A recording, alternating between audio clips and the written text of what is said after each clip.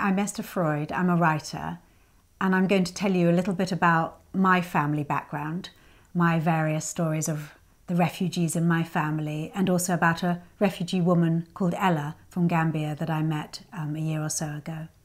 As a child, I moved around a lot and spent some of my early years in Morocco, and so I guess it gave me a feeling of what it feels like to be sort of outside the society that you're living in. My mother actually used to work with a refugee agency, and I remember we had been both invited to have Sunday lunch with a Kosovan family and all their friends and neighbours as they roasted an entire pig in their back garden of a little semi in suburban, I don't know, Tottenham.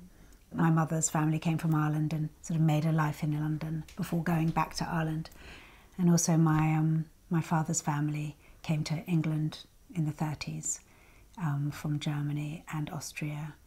And my father's direct family were lucky enough to leave quite early in 33, but the rest of his family had to find a way of getting out. So I've always been very aware of the sort of precariousness of the situation for people desperately trying to find a place of safety.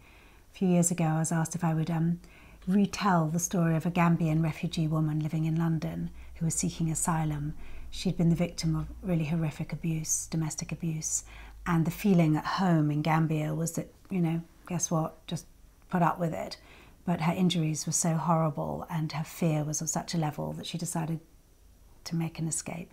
And she was being supported by Women for Refugee Women, and they asked me if I would listen to her story and retell it in a way that would sort of touch people. And I felt so much sympathy for her, as anyone would really, but what was horrific to me was the battle that she had to fight to have her story heard by the people whose job it is to hear her story. I think listening to Ella made me realise that all people were really longing to do was be able to tick, tick, tick a box that says no. And she spent days sitting on the steps of an asylum agency because they just didn't want to even hear what she had to say. And it was only when they saw how desperate she was and had nowhere else to go that they eventually sort of directed her to the right department, something they could have actually done within the first hour of her being there. So I'm a great supporter of listening to people, hearing what they actually have to say and not making a decision about who they are just out of fear. I have used my own sort of family's experience of as refugees in several of my books, and sort of come back to that feeling of, for me it's so important to belong somewhere.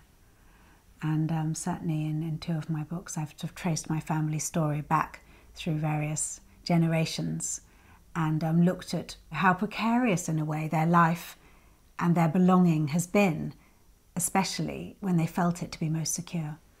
You just never know how life's going to change and what it's going to throw up for you.